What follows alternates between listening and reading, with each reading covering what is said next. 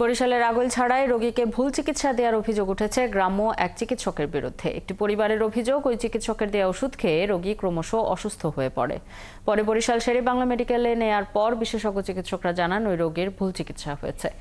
এই খবর গ্রামে পৌঁছলে লোকজন গ্রাম ডাক্তারের বাড়ি ঘেরাও করে। এক পর্যায়ে ক্ষমা চান তিনি। স্বপন দাসের তথ্য, ছবিতে প্রতিবেদন। বরিশালের আগৈলঝাড়ার আশকর বাজারে দীর্ঘদিন ধরে গ্রাম্য চিকিৎসক পরিচয়ে রোগী দেখেন পলাশ অধিকারী। গত ৮ই মে বিকেলে পেটে ব্যথা নিয়ে তার কাছে যান সাব্বির হাওলাদার। এ সময় ওই চিকিৎসক তাকে নানা রকম পরীক্ষা করিয়ে ওষুধ দেন, কিন্তু ওই ওষুধ খেয়ে রোগীর অবস্থা আরও খারাপ হলে ভর্তি করা হয় বরিশাল শের-ই-বাংলা মেডিকেল কলেজ হাসপাতালে। ৮ থেকে ১০ দিন হাসপাতালে চিকিৎসা শেষে সুস্থ হয়ে ২০শে মে ওই চিকিৎসকের চেম্বারে গিয়ে তাকে ঘেরাও করে রাখে রোগীর স্বজনরা। ভুক্তভোগী রোগী সাব্বির জানান, হাসপাতালে ভর্তি হওয়ার পর চিকিৎসকরা জানান তাকে ভুল চিকিৎসা দেওয়া হয়েছে। খাওয়ার ২ মিনিটের মধ্যে আমার মনে হইতেছে চোখ ফুলে উঠতে আছে। এর মধ্যে হ্যাঁ ফোন দিছে, আব্বু যে আপনার ওষুধ খাইতে চোখ ফুলে উঠছে, মানে চোখ চুলকাইতেছে, বলবে এটা অ্যালার্জি সমস্যা আছে, হয়তো একটা অ্যালার্টল খাইতে কোন ঠিক হয়ে যাবে। আর সাব্বিরের বাবা কথিত চিকিৎসক পলাশের বিচারের দাবি জানান। চিকিৎসা যে ভুল, মানে রিঅ্যাকশন করছে, হেয়ার চিকিৎসা করছে বরিশালে। অন্যদিকে তাকে আর বাজারে বসে চিকিৎসা না করতে দেওয়ার সিদ্ধান্ত নেওয়ার কথা জানিয়েছেন বাজার কমিটির সভাপতি।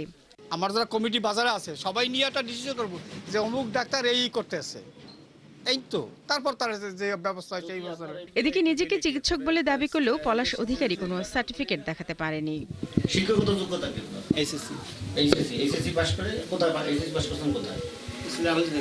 আগরতলা কোন জায়গা? কিসে?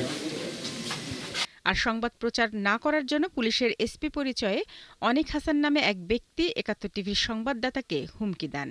আমি এসপি অনিক হাসান বলছিলাম, স্বরাষ্ট্র মন্ত্রণালয় থেকে। আমি আপনাকে ফোন করেছি এত রাত্রে, আপনি কি এমনি ফোন করেছি?